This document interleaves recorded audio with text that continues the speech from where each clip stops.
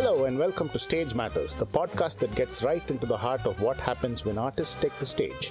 I'm your host, Arvind Murli, and it's great to have you with me. On this podcast, we are cutting through the noise to understand the true essence of what makes a performance soar, what challenges performers face, and how they consistently deliver those transcendent moments.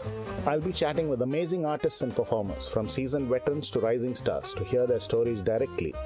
We'll discuss the highs, the lows, the techniques, and the mindset that defines their approach to performance. If you ever wondered what it truly feels like to command a stage or what goes into those breathtaking artistic moments, you're in the right place. Let's pull back the curtain and dive into Stage Matters.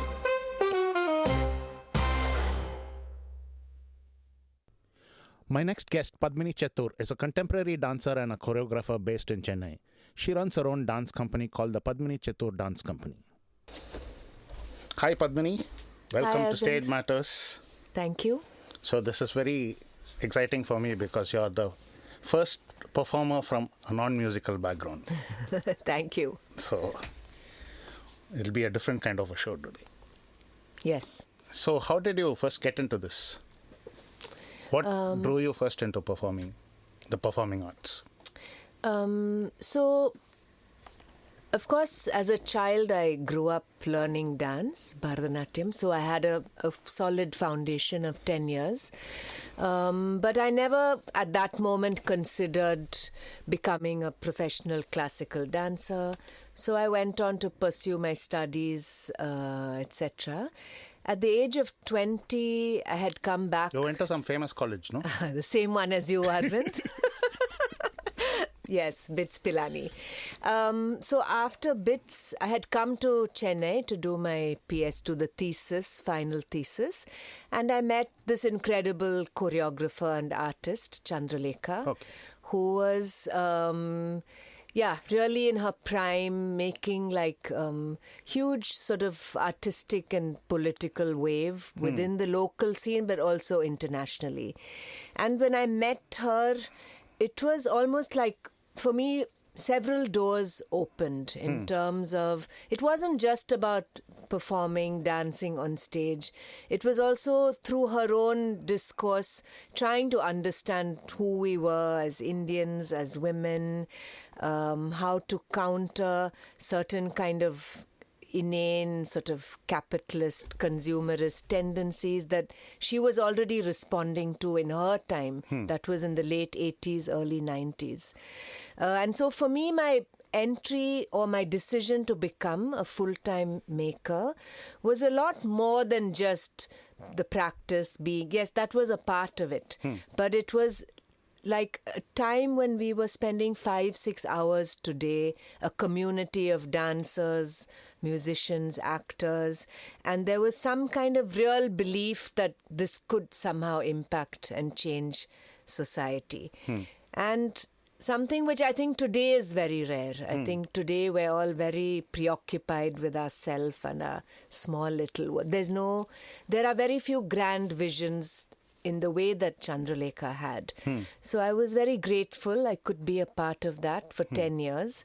And after those 10 years, it was too late to go back to chemistry, or you know how unforgiving those sciences are. So I stayed the course. I started to make my own work, and here I am today. So you were also doing performances in college and stuff? In college there was kind of quite an active cultural scene, as you know. There was the dance club, theatre, and I was just engaging all of those things just because it was a fun thing to do. But the work that I started to do with Chandralekha was very different, and it's a different world altogether. So how has your understanding of performance evolved from that time when you started and doing college performances till now? What is the difference? What is the change? Sorry. So, college performances were more about sort of social engagement, some kind of release from all of these engineering courses. It was about, some outlet for one's creativity, but it was very derivative in terms of one was doing the standard English dramas, those kinds of things. With Chandra, I learned that for dance to mean anything, it has to be political, and it has to ask kind of serious questions, and we have to keep re-looking at the form. We can't just carry on implementing the same ideas endlessly. And so that's the ethos with which I continue to work today. It's always from one performance to the next, constantly asking, even wondering, what is the relevance of even doing this? And, you know, in contemporary dance, even worse than in the independent music scene, audiences are very small, platforms are even fewer. So if one has to spend one's life doing something like this, one has to find a conviction. Now, and that conviction is all not easy, especially when one is fairly isolated. There are very few contemporary dancers in the country, and in Chennai even fewer. But the community tries to engage the form with seriousness. And so we know now it's not anymore about just putting on a show and entertaining people. We have to ask different questions about the body, about what it means to dance on the stage, why dance. All of these things are constantly something we need to engage. So it's not just that you have an idiom or a form, you make something and you stage it. No, that's still people what they do at a college level. But if one is proposing to be also an artist, then the role of the artist is to also somehow engage the world politically, which doesn't mean activism, but it just means in a political way. Yeah.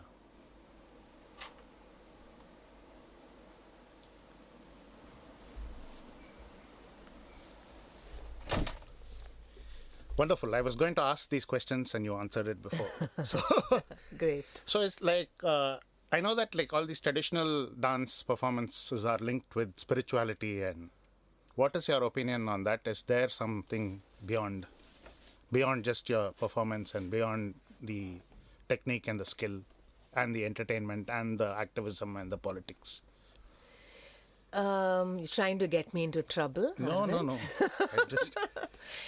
I don't know. See, for me, so Chandralekha had a very famous sort of a tagline, we could call it. She said for her, dance was the meeting point of sensuality, sexuality, and spirituality. So the spiritual element was not negated from her practice. Nevertheless, by spirituality, she didn't just mean losing yourself to the gods or sacrificing yourself to some higher. She meant spirituality in a sense that any kind of practice, I think, from the body always has the potential to produce a moment where we can, something outside of the body's materiality always might come into the picture. I think that is what we can, maybe people call it spirituality. I mean, I don't use that kind of language, obviously. But I think that the thing with dance is it has the potential to create a kind of an embodied response from an audience and to produce some kind of affect in the audience where the audience starts to respond physically or starts to think or have a sensation that might not be about what the movement is. It's something that we can't explain always. And it isn't about being sublime or like forgetting oneself in the world. No, it's absolutely not. It's very much about a kind of a hyper presence, I would call it. And for me, that's what's interesting. I'm not interested in just numbing people's senses through watching the beauty of a performance. For me, that ship has sailed a long time ago. Okay. But can you disturb people? Can you make people sit up a little bit straighter? Can you make people question, just what life is? What does it mean to stand? What does it mean to walk? These are the things. What is the body, essentially? So these are questions I think are more interesting for me. And the answers, or whether we attain spirituality or not, for me, that's not the role. That's everybody's private preoccupation. I don't believe in a sense that spirituality should be like a collective public experience. Great. I want to talk about the preparation process. Let's assume you have your creative material all down pat and you have a show coming. Yeah.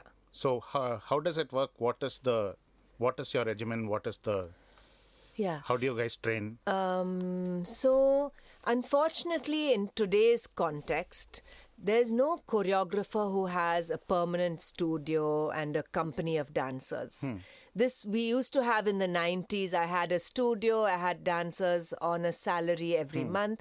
We used to meet 6 hours a day and practice, train, teach, all of this. Sorry to butt in, but how were you able to afford it then? And I was able to afford it then because my work was quite well supported by the international sort of dance festival circuit, etc.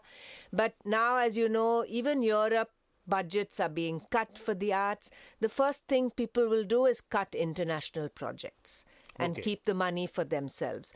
So finding that kind of financial support for my work has been impossible in the last years. And I've also thought I want to try and sustain my own practice without depending on these foreign collaborators. But I have a very beautiful and dedicated group of dancers who come to work with me, whether I can pay them or not.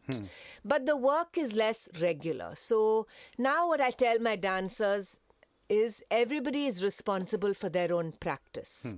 What does that mean? Every dancer who works with me will know how to train themselves, whether it's in their bedroom, living room, 2 or 3 of them get together. They will have a regiment of like maybe 2 or 3 hours a day through which they'll strengthen, they'll stretch, they'll work on some technical elements towards the preparation for a show. And then there'll be some moments where I can get the group together, where I'll rent a studio or go to spaces, and depending on how much money I have, and we'll actually rehearse the material of the show itself. So what is the blueprint for the material? Like we might have a score in music, or we have a score in dance as well. So we have once the show is ready, we have the beginning, the middle, and the end. And it's normally a non-stop, say, 60 to 70-minute performance. Of course, leading up to the show, say if we're rehearsing 1 month before, we look at parts. Like this part needs more work, that part needs more attention. There may be smaller duet sections, trio sections. We'll work on these individual things. And say like 2 weeks before a show, we'll start doing run-throughs. So we'll try to start from the beginning and go till the end. And then we'll see where are the holes, which parts need to be tuned, very much like you guys do in music. And we'll just additionally work on those sections. But nowadays, the nature of my practice is that I have dancers from different cities of the country in my projects.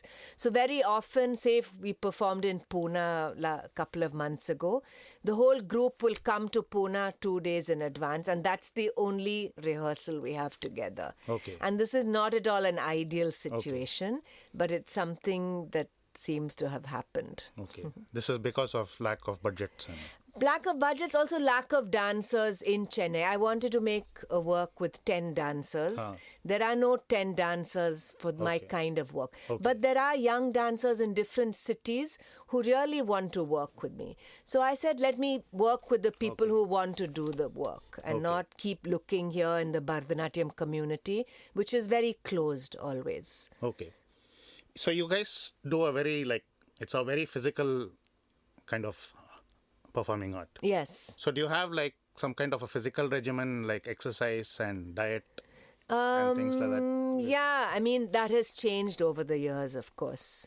But we always will have some physical regimen. I can't say it's the same for every dancer. Every dancer will construct their own. For me now, as I've entered my 50s, I mean, until now, it was a lot more intensive practice of yoga, swimming, things like that. As I entered my 50s, I felt like I was losing strength. And that always leads to injuries. So I shift my focus now to a more strength-based training, along with the required whatever stretching, mobility work. And then when one is getting towards a performance, one has to say in the last performance, it was very like focusing on rotations and twisting. So I have to work specific movement patterns. So I will add that into kind of a practice for myself. So we as musicians, we on the day of the show, we have like a sound check. What is that equivalent for you? Yeah, so ours is much more complicated because we have to also set up lights. And so we'll need at least a whole day in a theatre for setup. So that will be the previous day. Previous day, if the festival is kind enough. Sometimes the festival also doesn't have a budget. So we agreed to from the morning. So normally, and now I'm also doing the light for my own pieces. So we'll start early morning to rig the lights, focus, etc. The dancers will come in midday. They'll get used to so every piece has to be reset for the space, who stands where are the entries, where are the exits. Then we'll also check the sound levels, etc. And then normally like at 3 or 4 o'clock, we'll do a full tech run through. Okay. We can't perform without this.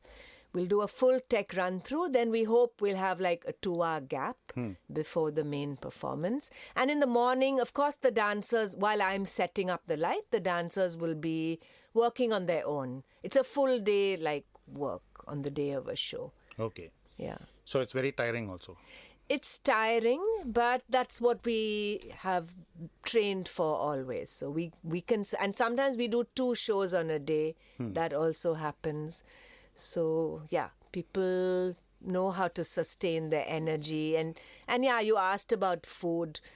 Of course, we have to be careful with what we eat, what we drink. No binges the night before the show, etc. No hangovers. No hangovers, no.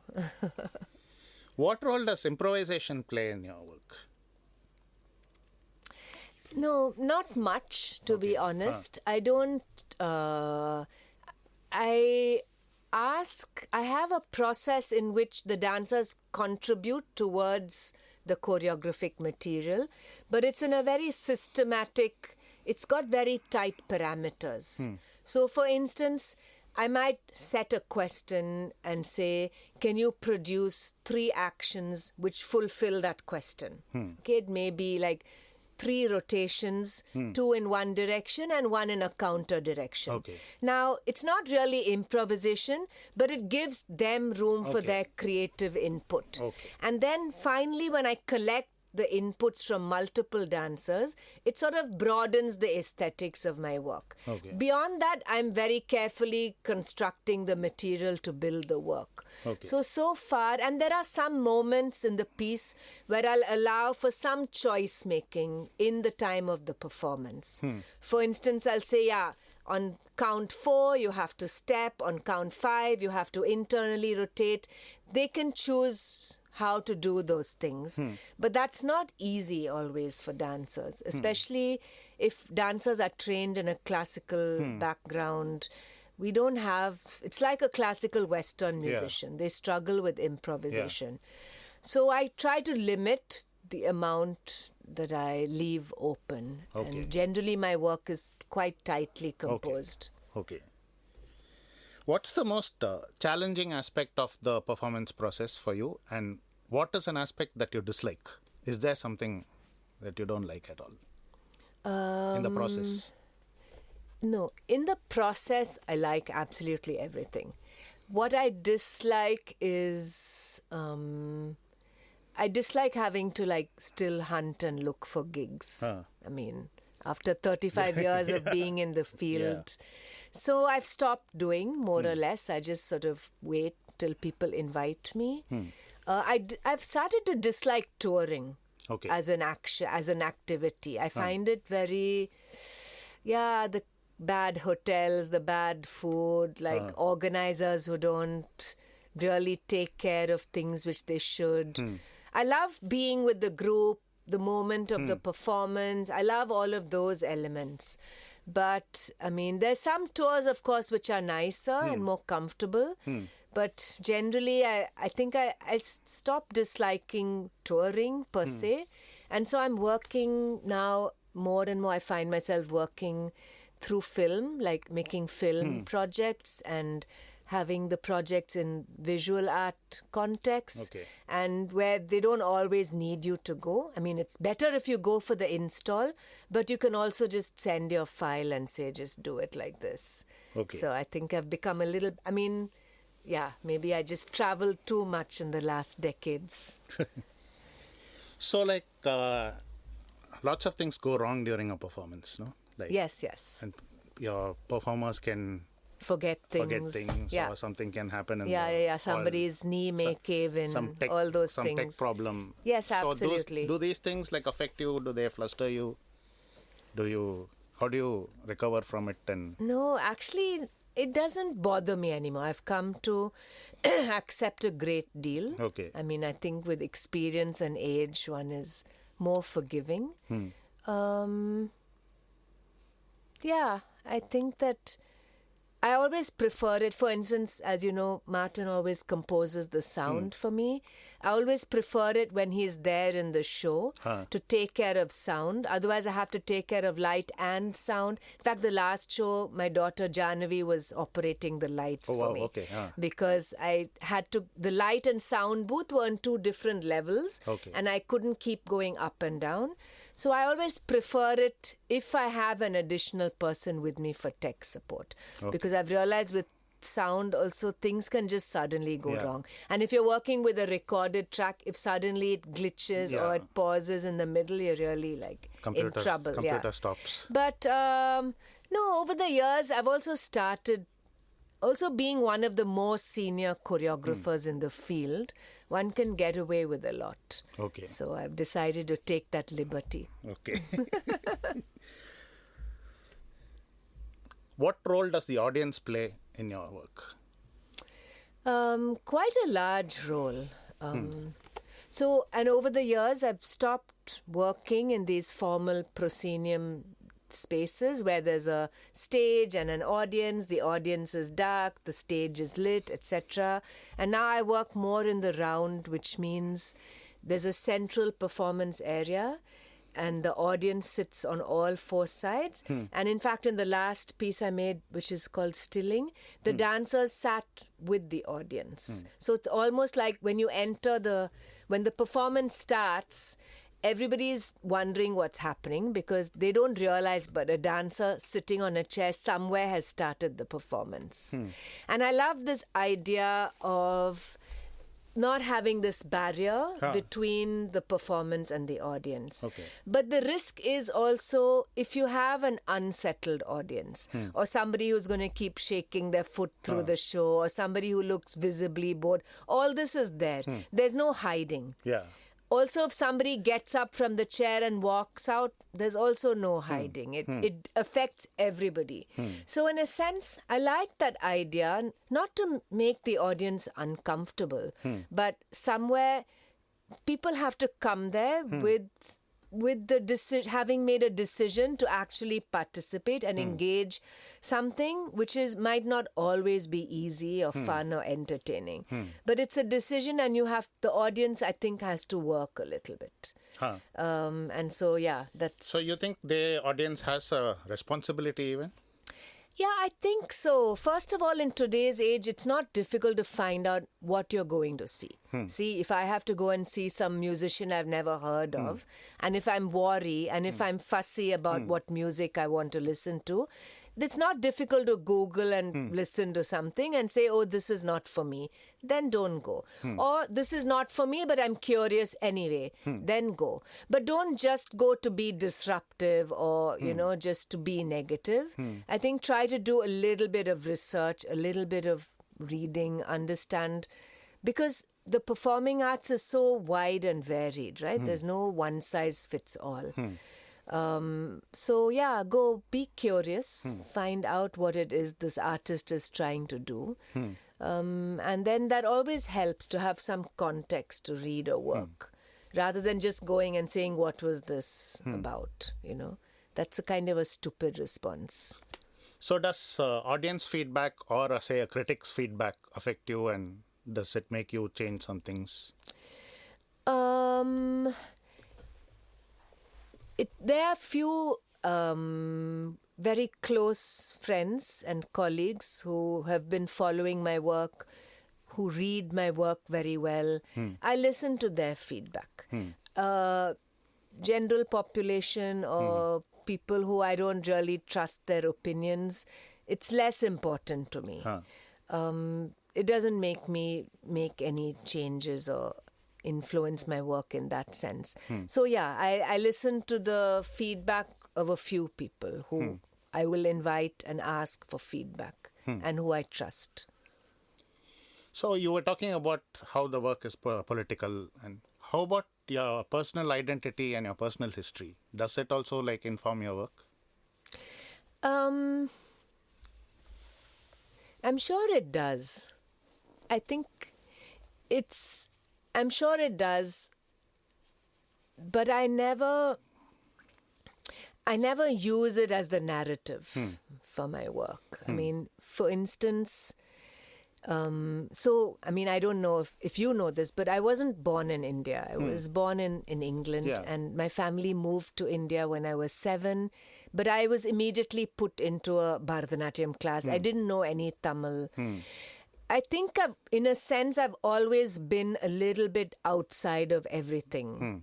That feeling of being the outsider has never left me, though I've lived in Chennai all my life since that moment.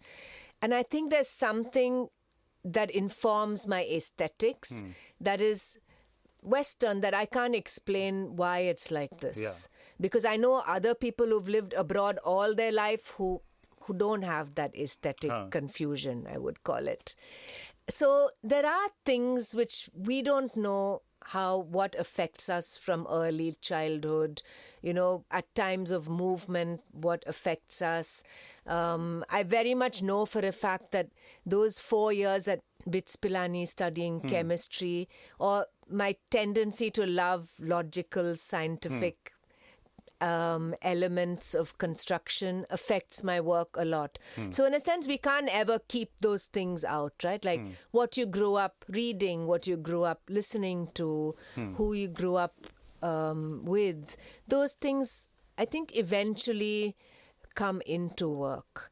But I think that it's difficult to find these threads and to really understand why the work you do is the way it is. I saw what you did, the elements and chemistry. Yeah. That was a good one. So you briefly touched upon the organizers. So what do you expect from an organizer? What do you think is an ideal organizer? Is there one ideal organizer? Yeah, there are. For instance, so there's a platform in Calcutta. It's called Pickle Factory. It's so wonderful to be in their festival. So they take great care, like picking you up from the airport. That's a big one for me. Okay. They don't have big budgets, but there's just an element of care in everything they do. Like the green room will have something like fruits, nuts, tea or coffee. They'll always, they'll try their best to facilitate, to provide within difficult circumstances. They have an incredible audience that over the years they've built. So you never have to go to Pickle Factory and wonder if people are going to come. They often, what they do very nicely is they partner up with other institutions in the city. So for instance, for my work, they'll partner with like a visual art gallery so that I have also an allied sort of exhibition. So it's not just one performance. They try to make a kind of an umbrella of works, maybe that span 3 or 4 years, and there'll be different conversations and workshops. So you're going to Pickle Factory, it's a whole week long. Okay. And it feels rich, it feels full. You've met many, many beautiful people who've been following your work because it's like I went to Pickle Factory 6 years ago and this year, and then it feels like there's some continuity. Okay. And I like platforms like that, not just hit and run or one time we'll do that to tick this box, but organizers who've really followed your work, found out what you're up to, who bring the work knowing it's not for everyone, it's difficult, knowing I'm difficult to deal with as a choreographer. So Those are interesting spaces for me, and we don't have too many of those. And often in India, the contemporary dance platforms are all run by dancers and choreographers. Okay. So the funding is never huge, but some places there's an element of care and concern that's actually that's really important and special. Do you have a lot of bad organizers? Well, these days I often just avoid. Okay. Yeah, but there are bad organizers, and those tend to be the more for instance, a couple of years ago, a museum in Bangalore, which had a lot of money, invited me to create. So it was a commissioned work for the opening of the museum. And it was really exciting to me because I thought this is a big project, there's a budget. I created a 6-hour durational exhibition. But the organizer actually wasn't, we were just some kind of a backdrop, the pretty women in the corner kind of scenario. They were just interested in wining and dining the VIPs. And there was no communication about who I was, about what the work was doing, no connection to me or my work. So you end up then coming away with a really bad feeling, though it's a kind of it's a corporate, it's a gig then. But, then you put a lot of effort into something. So yeah, I try to avoid those kinds of spaces now. Okay. Any kind of art form, it's very difficult to make it financially viable. Yeah, you're right. And so how has it been for you? How do you make it work?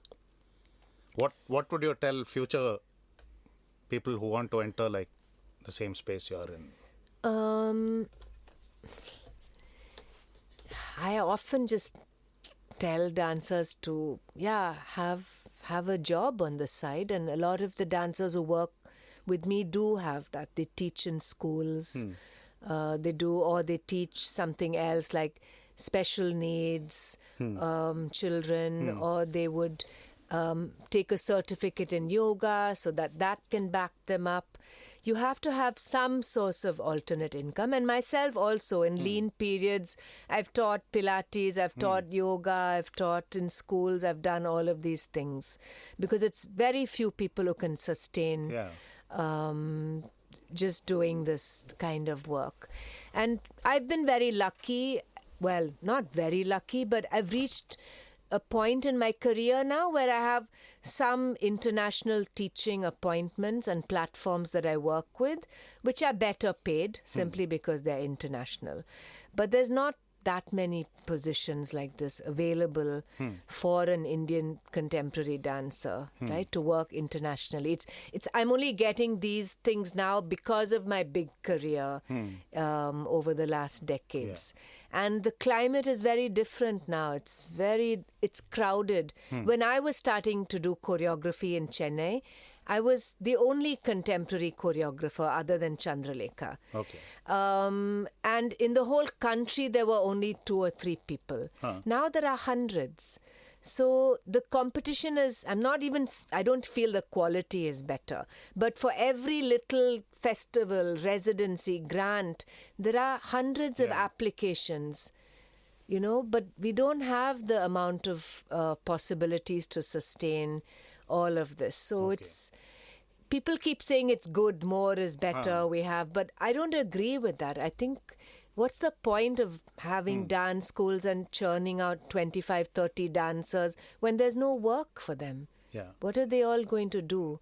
Are there enough venues as well? No, there are not enough venues. I mean, unless you just rent it yourself and perform yourself, So you have to deal with groups of people who are working for you, working under you. Yes. So do you have to deal with personal issues, egos?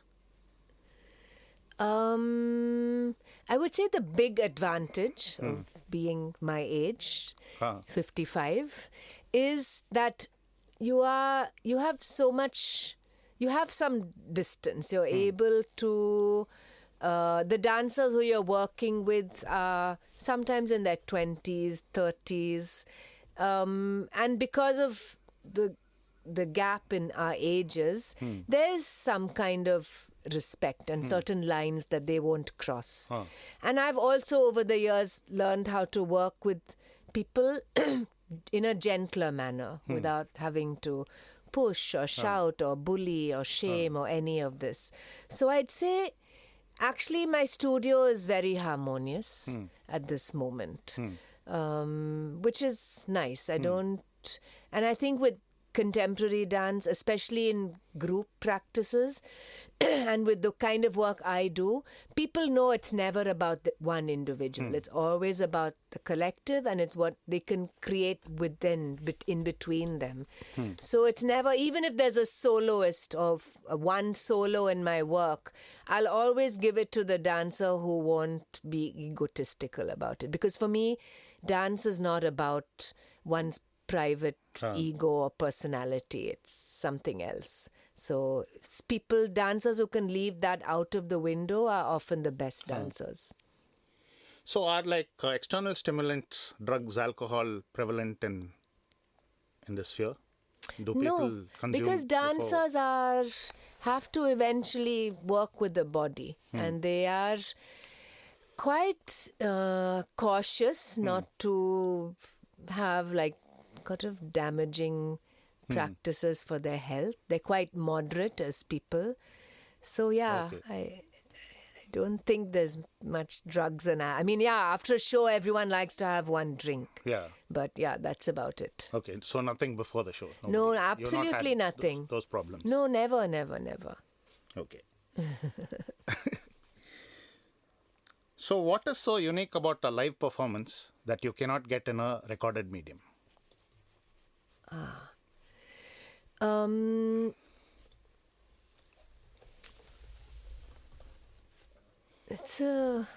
think that's the main question that you wanted to ask me, perhaps. I think it's the fact, or it's the whole ritual of, an effort, right? You see there's a show listed, you make a decision, you're going to make an effort to go to this venue. So there's this whole social element involved. B, as you say, there's always the possibility of failure, which I think is very exciting always about performance. I'm not so interested in these flawless, virtuosic things. There's this vulnerability, and then this dancer standing in front of you who's just trembling a little bit with nerves. And then you feel the audience next to you responding, and you might have a little chat with somebody. So it's a whole gamut of experiences, which is very different from sort of sitting in your house and watching the documentation of something, which, especially in the case of dance, never does dance justice unless you have a huge budget, 5 cameras filming and a fancy edit. Okay, in which case, I think dance can be well documented, but there's very few people who know how to do that, who can replicate the dynamic of dance. Because you're not just, if you have a big stage, 10 people, you're not just sitting and watching 10 people all the time from the same angle. No, the eye is shifting, you're watching somebody's foot, you're intrigued by somebody's fingers or an expression, which a camera can never give you. And I guess each person is watching something different. Everybody's watching something different. You feel people's breath. You sometimes hear the dancers cueing each other. So it's a completely different experience. Now, is it for everybody? I don't think so. There are people I know who go through their whole life never wanting to go. That's also a preference. Is every live performance worth going to? I also don't think so. I've been to some live performances where I also thought, why did I waste my time? I might as well have sat at home and listened to some better music. So, but if it's right and if there's something in the performance, I think it's a very special kind of a transaction. That's how I would see it. Do you have hope for the future of performing arts? Because we are like everything is going into phones and Instagram. To be very honest, in India, I feel more hopeful. Okay. Because I feel like we are in a moment where we are seeing more sort of privatized art spaces who actually have some money. We're seeing, like, in the visual arts, like a huge kind of growth and presence of, like, the visual art gallery, who are slowly becoming more interested in or open to the idea of performance, very slowly, but at least there's some openness. I feel there are more platforms, not that many still, but more than there was. Whereas, because I just came back from Canada a few weeks ago, there things are shutting down in a big way. Like the equivalent, the Harbourfront Theatre, which is sort of the equivalent of our music academy, is shut its doors. Okay. So, and that's sort of, and that's very disheartening for young dancers who live in a city like that. If big theatres, big venues are shutting down, downsizing, arts budgets are being reduced, because 10 years ago, they had a lot. So, but I think in India, we're in a space where things are growing. And we can be self-sufficient. We have enough different cities. The smaller cities cities like Pune, Jaipur are going to start engaging the arts in a big way, I think, in the next 10, 15 years.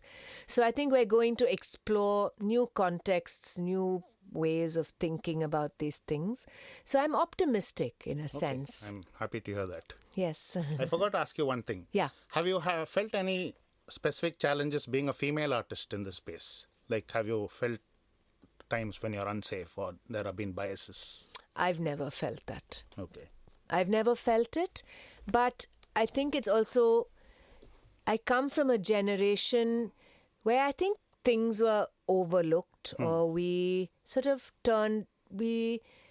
we had a very different relationship to safety. I think we were a generation where we actually thrived on risk and uncertainty. And that was a very integral part for me as a dancer in my 20s.